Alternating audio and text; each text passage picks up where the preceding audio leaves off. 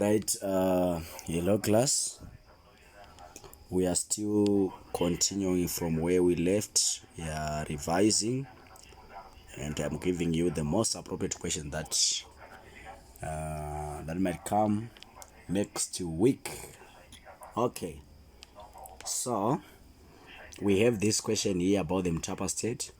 It says outline 5 duties of the Mtapa kings. So question inogona kubvunzwa about Mtapa, inogona kubvunzwa about Great Zimbabwe. Sorry, voice rangu nasirakadzidzikirei ndinenge ndokudaita flu. Okay, so they can ask you about the duties of the Mtapa kings, the duties of the Great Zimbabwe kings, the duties of the Rozvi kings, the duties of the Ndebele kings, the duties of the ndo maduty acho aya ese ndo maduty waya anotodiwa iwaya anditika. So number 1, the duties of the kings.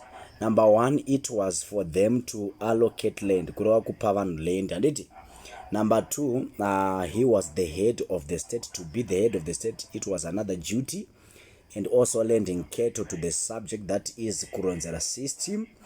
And also to appoint my chiefs, it was also another duty of the king. Alright, to choose chiefs, chief security code Mukoma Hasha, it was the king's duty. Then also was presided over religious activity. Kuroti was the religious leader. It was again another duty raitwa na mambo.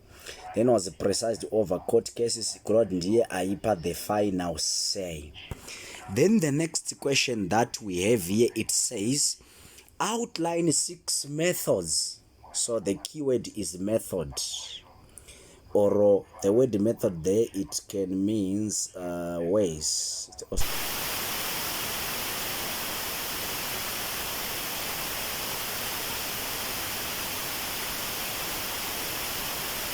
Ndedzipinzira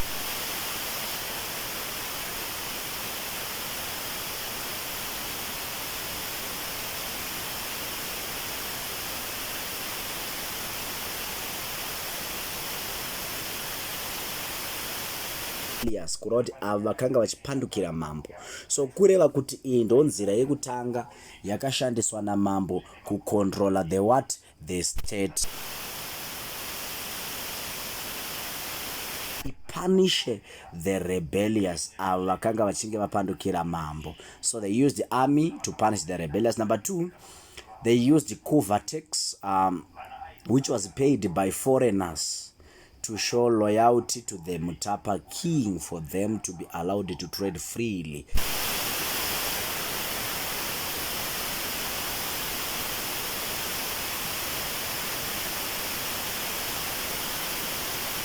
By the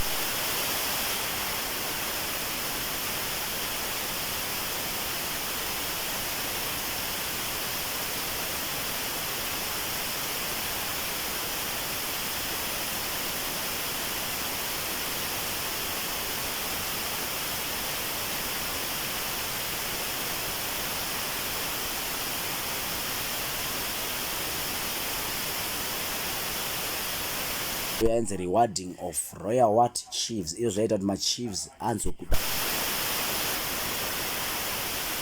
alliance kuti varoorana vanenge vane ukama hwakasimba. Is another way yavaishandisa zvekare. Then also vakashandisa yainzi kuronzera system, vakashandisawo yainzi payment of tribute. So kuronzera system takataura kuti ini ndinogona kunge ndiine mombe 16, koita next door yangu isina kana 1, so ndaipawo kana 5 kana kuti 2, yoshandisa mombe idzodzo kunzi ichichengeta mombe idzo, but inenge chikamawo mukaka, ichirimisa, ichiendesa kuhuni nekuita zvimwe zvese anditi. Ndo inonzi kuronzera system. But chokwadi ndechekuti mombe idzo chero dzikazobereka dzikawanda dzinenge dzichingori dzangu, hadzisi dzemunhu ari kudzichengeta. Right? Then also vakashandisa tribute payment. Tribute payment takataura kuti a form of payment yaipuwa to the king as a sign of respect and loyalty. So unenge wapedza. Then part C yakuti how important was the religion in the Mtapa state. How important was the religion in the Mtapa state. So mubvunzo uri kubvunza kuti religion yanga yakakosha sei muMutapa state. religion yanga yakambokosha sei mumutapa state. So tochataura ku greater extent, we are going to talk about the importance of religion. Okay, so to a larger extent, of course, religion was important in the Mutapa state in the sense that, number one, it united the people in the state. That is the first point. Number two, the king was the link between the ancestors. That's number two. It united the people in the state. It also united the king with the ancestors, and also with God, and also the people. Then also another importance of religion is that was important in terms of war, because vaikonsauta maspirit mediums kuti vanzwa kuti tinonowina here kana kuti. So religion yanga yakaita sei, yanga yakakosha. Then also another cause, another importance is that this caused the people to give much respect to the what, to the king. Why? Because religion again yai contribute ndo yai nominate ma kings. So it was one that nominated the king. So apo munogona kuedera iyo point, it was the one that nominate what, kings.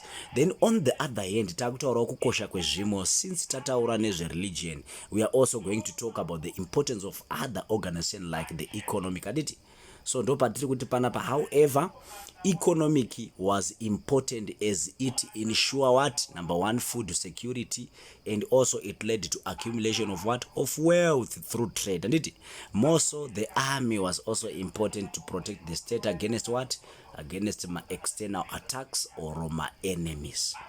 Then the Akuchipa conclusion, in a nutshell, religion was more important in the state as it unite all the people in the state. Conversely, however, economic and political system were also what, important. So to summarize, there is no need for you to give my examples, and that's it. So ndo zvawaifana kuita pamutapa state, ndo question yandakaseta this book randakanyora. Right, then mamwe questions avanogona kubvunza, vanogona kubvunza about the origin of the what, of the Mutapa state. So the origin of the Mutapa state, in I'm going to just give you a summary of the origin. And it, so Mutapa state yakatanga, number one, nikati chikweni. Let me say that the origin of the Mutapa state is not clear, which means it's a debate, or it's debatable. Why? Because according to oral tradition, they said Mutapa state was the direct successor of Great Zimbabwe. And kuti Mutapa yaka exista after the Great Zimbabwe, yaka succeed. In other words, I'm saying yaka replace the great what, the Great Zimbabwe state. That's why the chiti is also the origin of the Mutapa state is not clear, or we can say it's debatable, because pane ma explanations mazhinji anotsanangura kutanga kwe the Mutapa state. Vamwe vanotaura kuti the Mutapa state was the direct successor of what, of Great Zimbabwe, kana kuti the Mutapa state was the continuity of the great what, of the Great Zimbabwe. Those not our oral what, oral tradition. And oral tradition inobudisa pachena kuti Nyasiba Mutota, he migrated from Great Zimbabwe to the north in search of what, in search of salt, and he settled in a place called what, called the Dante area. Then paanga pa Dante area, he discovered that at the Dante area there was plenty of gold, there was plenty of minerals, there was plenty of grazing what, pastures. So he decided to conquer the Tonga and the Tavara people wananga vachigara ikoko. Akonga the Tonga and the Tavara people, ndobva ava subdue, ndobva ava after ava konga, ndobva ava batanidza, ndobva afoma yainzi the Mutapa state. So those notaura chi oral tradition kuti inenge chiburitsa pachena kuti Mutapa state yakavapo as a result of the downfall or the decline of the Great Zimbabwe state, where Nyasiba Mutota decided to migrate from Great Zimbabwe, went to Dande area looking for what, for salt. And as he was in the Dande area, he discovered that there was abundance of minerals, there was abundance of resources such as firewood, pastures, fertile land, game, and minerals. Then he decided to conquer the people who were living in what, in Dante area, the Tonga and the Tavara people. Then after conquering those groups of people, he now formed the what, the Mutapa state. Then also vamwe vanotaurawo zvakangosiyana siyanawo kuti nyanya kuti mutapa state like tingati chiko ma-archaeologist iyi yanga iri oral tradition. So ma-archaeologist anobudisawo another perspective. For example, ma-archaeologist they argued that the direct successor of the great Zimbabwe was not the what? Was not the Mtapa State. Vanoti was not the Mtapa State, but it was called the Torwa. Pane imwe state yainzi Torwa, so yainzi the Torwa. So uchaona kuti tine matheory maviri, pane inonzi oral tradition, poita inonzi iyo the archaeologist perspective, kind of the archaeologist opinion. Archaeologist opinion vaingotaura kuti state yaka exist after the downfall of the great Zimbabwe yainzi the Torwa, not the what? Not the Mutapa State. Anditika? Then and want to tell it was near Bulawayo. Right, the capital of Torwa yanga iri near what? Near Bulawayo. Anditika? So izvozvo ndo zvinhu zvinozopa a debate kuti vamwe vanoti Great Zimbabwe ndo successor yayo yanga iri Mutapa State, vamwe vanoti successor ya Great Zimbabwe it was not the Mutapa State, vanenge vachiti it was the what?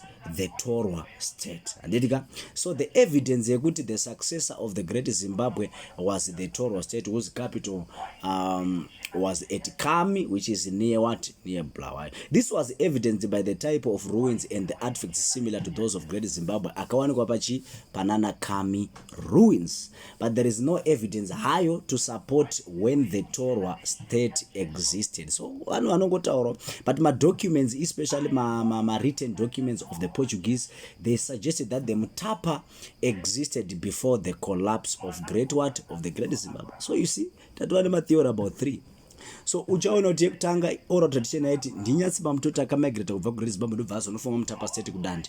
Yechitu ma-archaeologist anotaura kuti successor weGreat Zimbabwe anga asiri Mutapa State, but the successor of the Great Zimbabwe yanga iri the Torwa, yakanga ine capital which was at Kami, which is near Bulawayo. Evidence yave yaingoti ukaenda pamakami ruins pane ma-structures aripo, they are similar to that of what? That of Great Zimbabwe. But ikatarisa manje ma-documents of the Portuguese, they suggested that the Mutapa State it existed before the collapse of what? Of Great Zimbabwe, which means in other words the Mutapa State it existed at the same time Great Zimbabwe payaita sei payai exista. Anditika? Saka vanongoda kuzama prova kuti maybe Nyatsimba Mutota haasiriye akavaka chi Great Zimbabwe, akavaka Mutapa State. Anditi? So zvinongosiyana. Then also zvimwe zvavanogona kubvunza ma-reasons which facilitated the rise of the what? The rise of the Mutapa State. Akangofanana natakataura pa Great Zimbabwe. But iwo manje kana wakutsanangura this one, unofana kuva careful. Unogona kuvaudza kuti there was overpopulation at Great Zimbabwe which led to the rise of what? Of Mutapa State. So pakaita overpopulation at Great Zimbabwe ndo zvakaforsa vanhu to abandon, kuti vasiye Great Zimbabwe vaende vachinofoma inonzi Mutapa State. Then also massive wars at Great Zimbabwe akacontribute to the rise of the what? Of the Mutapa State. Why? As those who were defeated like Nyatsimba Mutota, they decided to migrate from Great Zimbabwe ndobva vaenda kudande area kwakazonofoma the Mutapa State. Then also shortage of resources pa Great Zimbabwe ndiyo imwe futi yakakonzeresa the rise of the Mutapa State. And also tokunotaura ma-succession disputes, ma-successive droughts, and also unogona kubatanidzawo nyaya yeMutota's ability to rule the state. Anditika? Ndo zvimwe zvatingataura kuti zvakakonzera the rise. So iwewo kuti zvive easy pakutsanangura the rise of the Mutapa State, the truth is Mutapa State yakaraiza and the Mutapa State it becomes the success of the Great Zimbabwe. Kureva kuti pakafa Great Zimbabwe state yakatevera yainzi the Mutapa State. So zvakakonzeresa rise yeMutapa State ndizvo zvimwe chete zvakakonzeresa downfall yeGreat Zimbabwe. Saka ono kutaura kuti overpopulation in Great Zimbabwe it caused the rise. Chakati the Great it so kureva kuti zvese zvakakonzeresa downfall yeGreat Zimbabwe ndizvo zvimwe chete zvakakonzeresa rise yeMutapa. Kureva kuti kana pa Great Zimbabwe pane shortage of resources, apa takutaura availability of what? Of resources. Aditi? Uchingotaura izvozvo availability of resources like pastures, fertile soils, and also there was availability of water, availability of good climatic conditions. Ndofuna inyora futi iyoyo. Anditi? Right? And also imwe question yaunogona kubvunzwa, vanogona kubvunza about machiefdoms conquered by Nyanewe Matope. Machiefdoms akakongwa nemurume ainzi Nyanewe Matope. Machiefdoms iwayo anoincluda vana Manyika, vana Madanda, vana Sena, vana Mbire, vana Chidima, vana Barwe, vana Tete, vana Uteve, vana Uteve, nana Guru Uswa, nana Sofala. Nitika? Then also chimwe chaunofana kuziva about the Mutapa state, kuzivawo the role of the army. Anditi ndokuti tamboitaura pa Great Zimbabwe, so just check the video randaka upload about the Great Zimbabwe.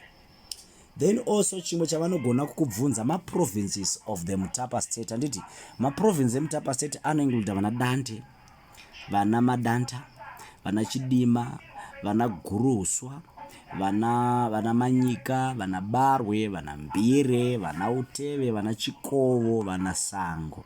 Then also unofanirwa futi kuziva ma names of the Mutapa kings, kana kuti ma names of the rulers of the Mutapa state. Panga paina na Nyatsimba Mutota, usaka Nyatsimba Mutota, vana Chikuyo Chisamarengu, vana Negomo Mapunza Gutu, vana Nyambo Kapararidze, vana Mukombwe, vana Neshangwe, vana uyaenzi Kapuratsine, nana Nyanewe Matope, vana Chivero Nyasoro, vana Gadzirusere, vana Vamvura Mande, vana Chiwoko, vana Nyakunembiri. Vese vanofana kuita sei kuvaziva. Then also zvimwe zvaunofana kuziva, unofanirwa kuziva ma names of the Mutapa rulers who resisted the Portuguese control, nema names of the Mutapa rulers who cooperated with the Portuguese. So my names of the rulers who resisted the Portuguese ndo ava vakanga vachipikisa zvaiitwa nema Portuguese. Vanosanganisira vana Nyambo Kapararidze, vana Nyakunembiri, vana Mukombwe na Kapuratsine. Then vakakooperata, vakabatana, vakawirirana nema Portuguese, vaishanda pamwe chete nema Portuguese. Ndo panopinda kamurume anonzi Mamvura Mande, vana Negomo Mapunza Gutu, vana Gadzirusere nanani Chikuyo Chisamarengu. Then economic organization yeMutapa ndo imwe chete Great Zimbabwe ndaunonyora iyo yakanaka yakadaro. Then also unofanirwa kuziva ma items used to pay tribute to the king in the Mutapa state. Vaishandisa ma items api pavainopa tribute yavo. Vaishandisa gold, mahozi, grain, cattle, sheep, ivory, ma spears, ma animal skins, goats, and also nema iron tools. Anditika? Then also unofana kuziya anonzi ma Portuguese trading posts, kana kuti ma towns, kana kuti ma feiras. Ameno kuti question kuno yakabvudza kuti Portuguese trading post ere, kana kuti Portuguese towns, kana kuti Portuguese feiras in the what? In the Mutapa state. Iwayo ndo anosanganisira vana Masapa. Masapa yacho inofana kunge ina double S. So inenge iri Masapa. Then tinana Masekesa. Then tinana Damparare. Then tinana Tete, tinana Luanzu. I mean Luanze. I don't know how you are going to pronounce it. It's N here.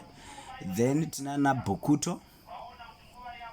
I don't know how you are going to pronounce it. Bukuto. Yeah, and this was nana Sena. Don't forget Sena. I think why anokubatsira.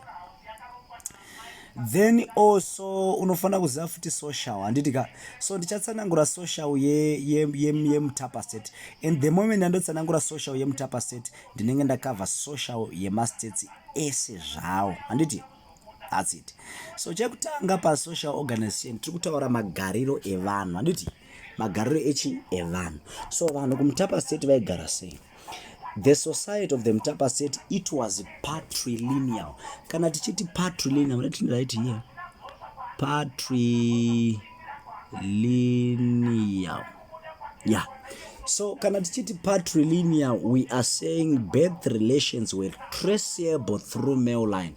Kureva kuti munhu ainzi akazvarwa aipuwa surname yekwachi yekwababa. Birth relations were traceable through what? Male line. Those are not out. The society was patrilineal. Anditika? Then also pa social ye Mutapa pasocial yeGreat Zimbabwe, pasocial yeRozvi, pasocial yeNdebele, Zulu, unofanira kuziva kuti ownership of cattle was a status of symbol or was a symbol of power. Kureva kuti munhu akanga aine mombe dzakawanda zvairatidza kuti munhu iyeye mupfumi, and that person could gain what? Political power. Aitonzi anofanira kupinda into politics, could gain political power, right? Then unofanira kuziva futi kuti muTapa state they believed in what you call sexual division of labor. Division of labor zvongoreva kushayana kwemabasa, but kana takuti sexual andropaona ukati sexual division of labor, tiri kutaura kuti kushayana kwavo kwemabasa kwaienderana negender yekuti uri murume here kana kuti uri mukadzi.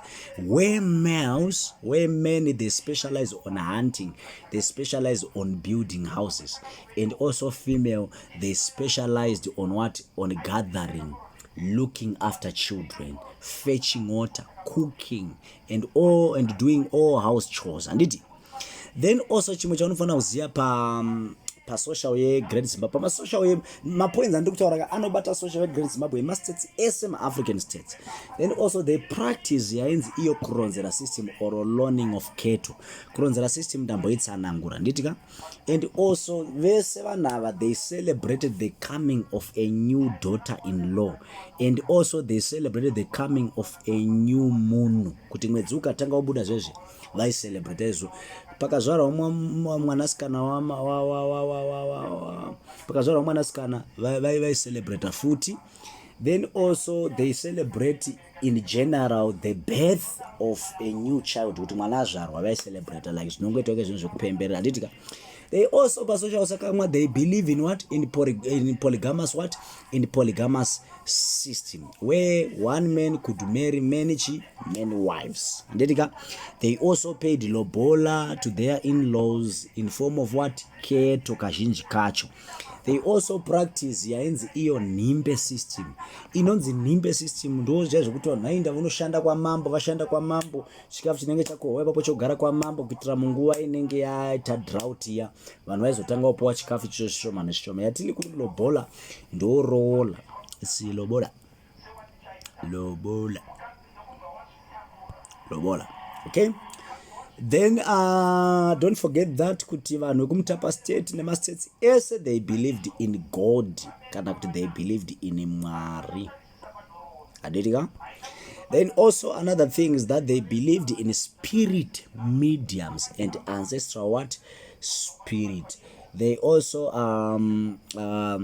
believed in they also believed that spirits lived in pools, thick forestry, and also mountains. Those are right and ours. And right and that the king was chosen by the spirit mediums. Then also king ndiye akanga the link between God and ancestral spirits. Those was one fana kuzezo. And also vanhu kumutapa chao they believe in life after death, kuti kwakanga kuine upenyu after munhu afa. Not only that, they also believe in witchcraft muroicha.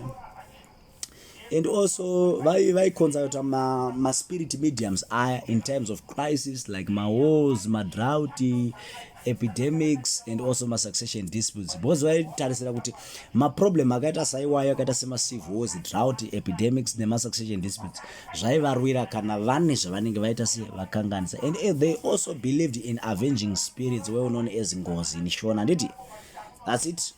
So ndo social.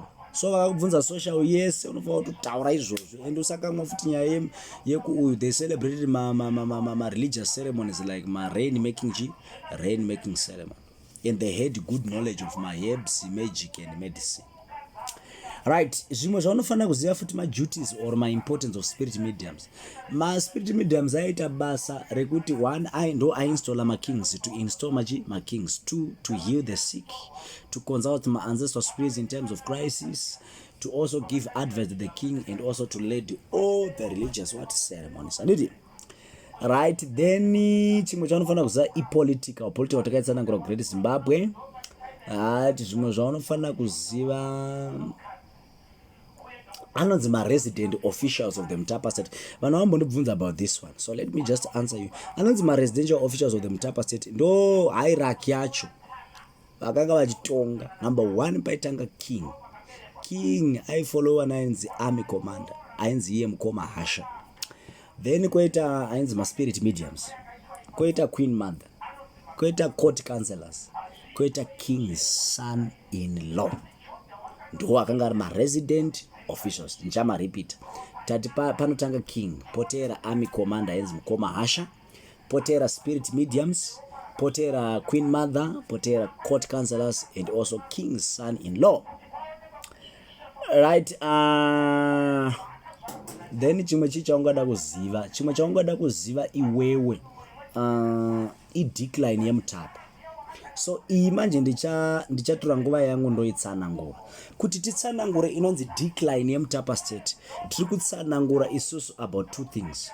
Kune anonzi ma-internal reasons for the decline, kuti zvinhu zvakaitika within the Mutapa State zvakakonzeresa downfall. Koita anonzi ma-external reasons for the decline, kuti zvinhu zvakaitwa outside kana kuti zvakakonzereswa nevanhu vakanga vasiri vemuMutapa. Ndinonzwika. So ma-internal reasons akakonzeresa downfall yeMutapa, ma-internal ndo anoincluda ma-succession disputes, ndo anoincluda ma-civil wars, ndo anoincluda overpopulation, shortage of food, shortage of salt, outbreak of diseases, overpopulation. Zvese zvondo pazvinopinda. Handitika ndo paunozvinyora ipapo. So unofanira kungoziva at least 6 ma-internal reasons, like unogona kubata succession disputes which led to massive wars.